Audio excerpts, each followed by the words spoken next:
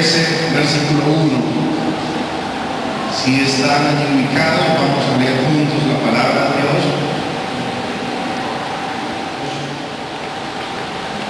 En este mismo tiempo estaban allí algunos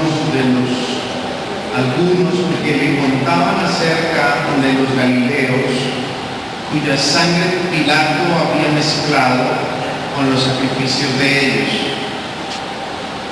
Respondiendo Jesús les dijo: ¿pensáis que estos galileos, porque padecieron tales cosas, eran más pecadores que todos los galileos? Os digo, no. Antes, si no os arrepentís, todos pereceréis igualmente. O aquellos 18 sobre los cuales cayó la torre en Siloé y los mató, ¿pensáis que eran más culpables que todos los hombres que habitan en Jerusalén? Os digo, no. Antes, si no os arrepentís, todos pereceréis igualmente. No se arrepiente, perecerá.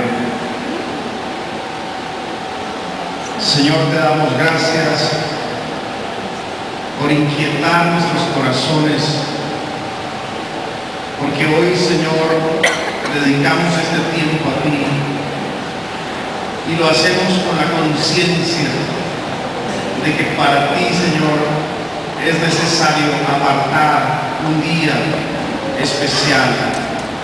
Y hoy lo hemos hecho, Señor, con devoción, con mucho gusto. Desde que inició este día, Señor, has estado en nuestro pensamiento. Usa esta palabra para poder relacionarnos mejor contigo y para que alguien en este lugar pueda reconocer que hoy es el día que tú has planeado para su salvación. Dos acontecimientos que estremecieron el corazón. Jesús probablemente estaba siendo rodeado en Jerusalén por personas que estaban cuestionando lo que había pasado. Los galileos tenían la fama de ser un poco revolucionarios, de aquellos que no se quedaban callados ante las injusticias, aquellos que promovían movimientos entre la sociedad. Un grupo de galileos se pusieron de acuerdo un día para ir a ofrecer sacrificios hasta Judea, hasta la capital, e hicieron su viaje. Y cuando llevaron todos esos sacrificios, quisieron ingresar al templo, pero encontraron que algo muy grave estaba siendo tramado, estaba siendo tejido por Pilato. Pilato ordenó a sus soldados mezclarse entre la gente. Les ordenó ponerse un atuendo de militares, pero tapar con vestidos convencionales ese uniforme. Les ordenó dejar sus espadas a un lado y agarrar algunos instrumentos que algunos han asociado con porras o martillos muy fuertes.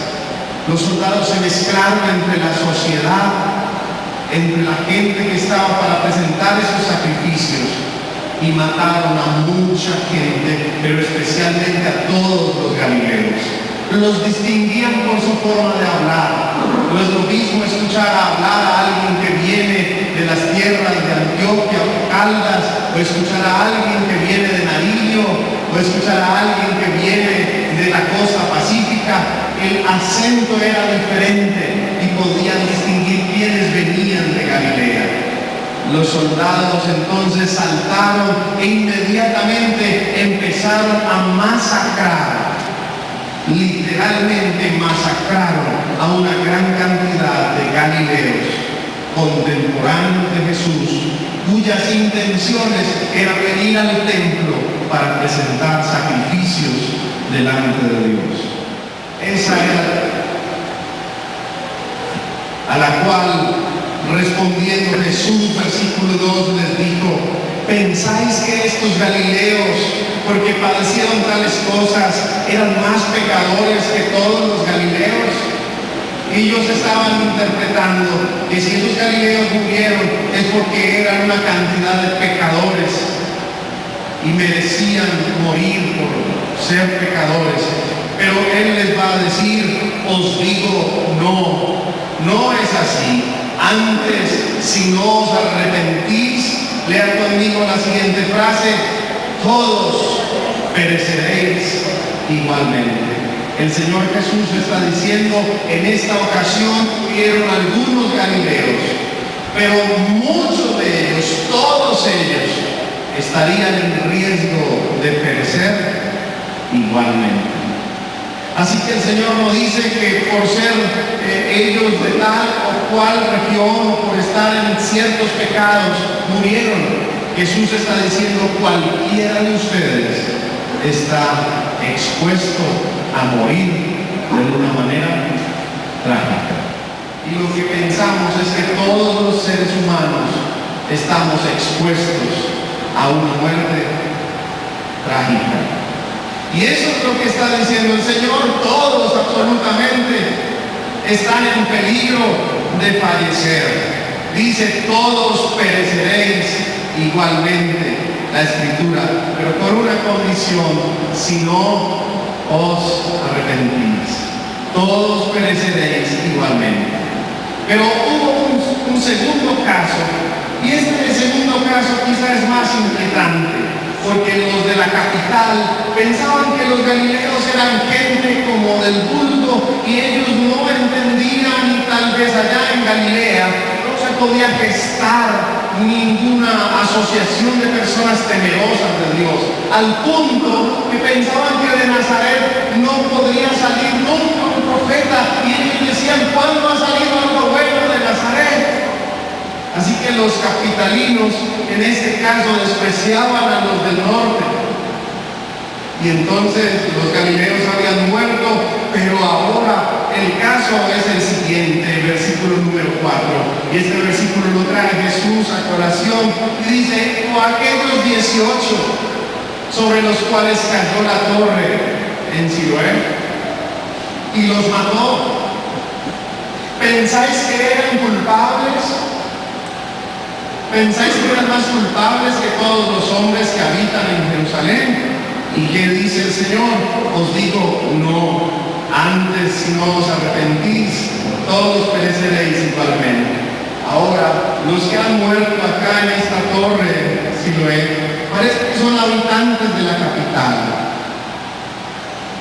Y se está haciendo un juicio sobre ellos. En el pensamiento popular se está diciendo, quizá estos hombres han hecho algo muy malo y por eso han muerto así de esa manera tan trágica. Parece que Pilato había tomado una decisión e intervino el templo. Y dijo, vamos a sacar dinero del templo para financiar la construcción de un acueducto en Jerusalén. Por supuesto, todos los judíos estaban impactados por esa noticia. ¿Cómo es que se va a tomar el dinero del templo para hacer construcciones civiles en Jerusalén?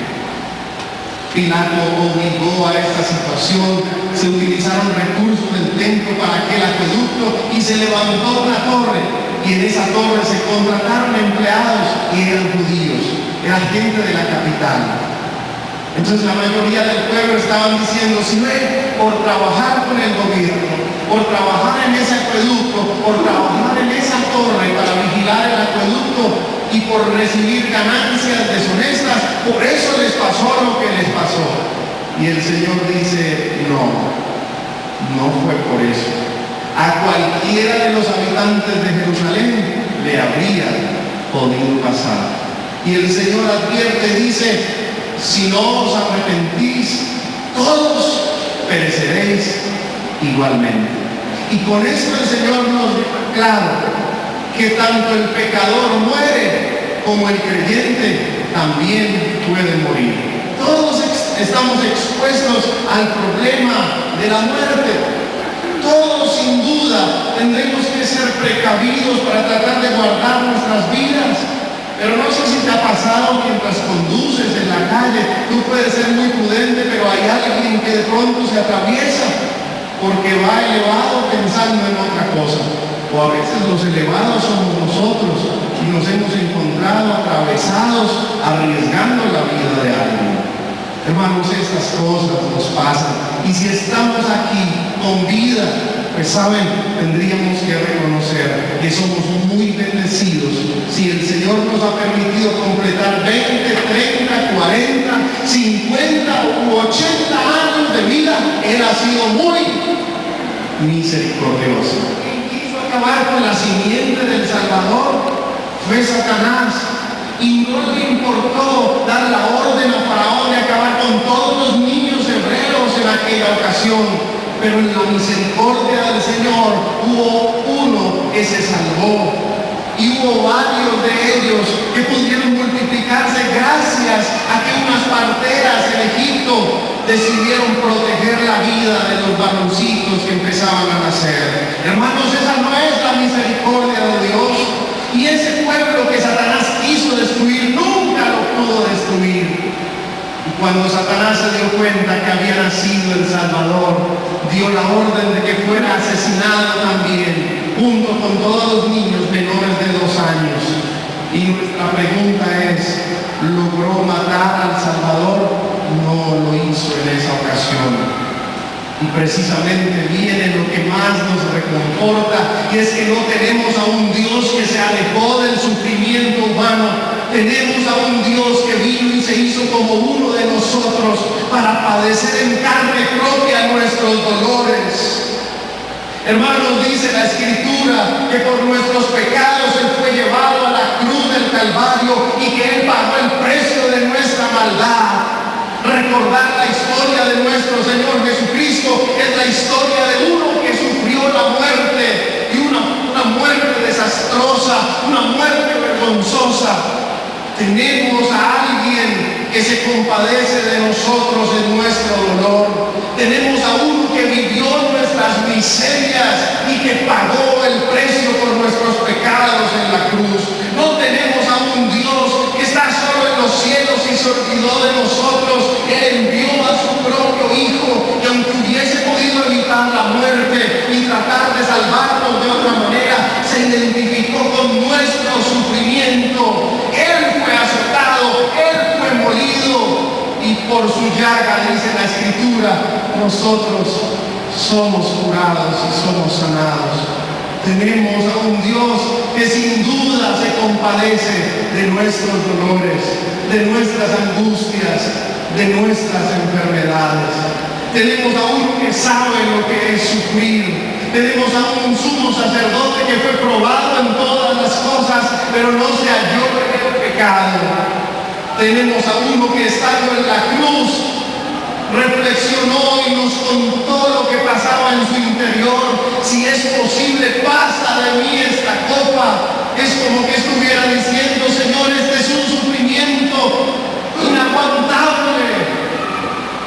El Señor empezaba ya a morir emocionalmente cuando estaba diciendo: yo no quisiera más este tormento, pero que no se haga mi voluntad sino la tuya. Son momentos agónicos de aquel que murió en la cruz. Como quisiéramos que nuestros gobernantes pudieran cantar nuevamente el himno nacional en este día de elecciones, recordando las palabras de aquel que murió en la cruz. Pero hoy nadie se acuerda de aquel que murió en la cruz, sino que más bien se hacen reclamos: ¿y dónde está Dios que deja morir a los niños? Y yo pregunto: ¿dónde está el Dios que envió a su Hijo a morir por nosotros? Hermanos, esta reflexión debe quedar impregnada en nuestro corazón, porque si el Señor afirma algo importante acá, no es el motivo por los que murieron, por el que murieron los de Galilea y los constructores de la torre de Siloé, sino que el Señor hace énfasis en un asunto que no podemos dejar pasar por alto, que es que el texto repite 2 veces: si no os arrepentís, todos vosotros también moriréis. Dice el versículo 5: antes, si no os arrepentís, todos pereceréis igualmente. De aquí, mis hermanos, que el Señor enseña en este pasaje que todos absolutamente necesitan arrepentirse de su maldad, pues todos estamos expuestos a sufrir una destrucción repentina. Amados hermanos, Dios no es responsable de las tragedias humanas. Antes, Dios es muy misericordioso, que nos acompaña en medio de esas tragedias. Rogamos en nuestra oración que aquellas familias que han perdido a sus pequeños puedan ser reconfortadas por el Señor, aunque ¿quién reemplaza la pérdida de un hijito? Lo ideal es que los hijos puedan enterrar a sus padres, pero cuando un padre o una madre entierra a un hijo, debe ser un dolor desgarrador, y eso no tiene ninguna explicación. Pero el Señor dice, hay oportunidad de arrepentirse. Ninguno en esta tierra tiene prometida una vida perfecta. En segundo lugar, es lo que enseña, es que en esta vida no hay ninguna persona que tenga asegurada una vida perfecta sobre la faz de la tierra. Los judíos que están en esta ocasión increpando a Jesús escuchan una respuesta. El Señor les dice, si no se arrepienten, todos van a perecer. Pero sucede algo muy interesante, y es que Jesús está viviendo más o menos como en el año 30, año 32, año 33, según la historia. Y esa misma historia dice que una cosa trágica sucedió en Jerusalén en el año 70, cuando ya Jesús había ascendido a los cielos. Y Jesús les está diciendo, tengan mucho cuidado, porque los galileos fueron asesinados por Pilato. Los de la torre se cayeron y se mataron 18, pero si ustedes no están atentos, les aseguro que todos van a perecer. Y efectivamente llegó el año 70, un general romano llamado Tito invadió Jerusalén y fue catastrófico, y murieron miles de judíos. Ya no solo fueron unos cuantos galileos y 18 de la capital, sino que muchos perecieron 40 años después. Ustedes sean conscientes de una verdad: si hay alguno que es pecador, Dios puede tener misericordia de ese pecador, de ese individuo, y esa persona podría convertirse. Pero si una nación completa le da la espalda al Señor, vendrá juicio por la desobediencia de esa nación. Si una le da la espalda al Señor, vendrá juicio sobre esa ciudad. Pero si alguno se arrepiente, puede estar seguro que en esta vida o en la venidera, su existencia está guardada en las manos del Señor. Amados hermanos, si ustedes han viajado a uno y a otro lugar y han regresado con bien, alaben a Dios. Si ustedes han salido a la calle y han regresado en paz, alaben a Dios. Si sus hijos han viajado a la universidad y han regresado con bien, denle gracias a Dios, porque no sabemos a qué peligros nos enfrentamos en la calle. Hace algún tiempo conocí a un jovencito universitario que en sus vacaciones viajó de la ciudad de Bogotá a visitar a su padre por aquí en un municipio del Valle. Y de regreso a su ciudad de origen, una muchacha muy bonita y conversadora se sentó a su lado y le hizo ingerir alguna sustancia química que le afectó su mente. El muchacho alcanzó a bajarse del bus, pero falto totalmente de conocimiento, mientras la muchacha bonita le había pedido el dinero que él llevaba. Al transcurso de varios días la encontraron en un monte muy alejado de la capital, y la policía le encontró y había perdido la razón. No se acordaba absolutamente de nada. Era un líder de una iglesia muy grande en Bogotá y sabía tocar instrumentos, era un alabador de Dios. Y algunos dirán, pero porque Dios es tan injusto. Hermanos, todos estamos expuestos a este tipo de cosas. Pongámonos en paz con Dios. Vivamos cada día como si fuera el último de nuestros días. Si a ti te dijeran que este es el último día, no me imagino cuántas cosas tú harías o yo haría. Me imagino que alguno de ustedes acá haría una fiesta invitando a todos sus seres queridos y a sus amigos. Vengan, despídanse, es la última vez que los voy a ver. Pues si tiene oportunidad de alegrarse con los suyos, hágalo esta tarde, hágalo esta noche. Si tiene oportunidad de abrazar a alguien, hágalo ahora. Pero si tiene oportunidad de ponerse en paz con el Señor, hágalo. Este es el día de la salvación de tu alma. Quizá haya alguien acá que no se ha fijado muy detenidamente en el Señor, pero quiero decirle que en este día Dios le está haciendo una invitación y este puede ser el día que marca la diferencia en su vida. Amados hermanos, hay hombres de Dios que entendieron esto y nos inspiran a tener una fe a pesar de las tragedias de la vida. Ustedes recuerdan un hombre que vivió una tragedia personal terrible en la Biblia, Job, ¿lo recuerdan? Y Job en alguna ocasión en su escrito, capítulo 13, si no estoy mal, dice: he aquí, aunque él me matara,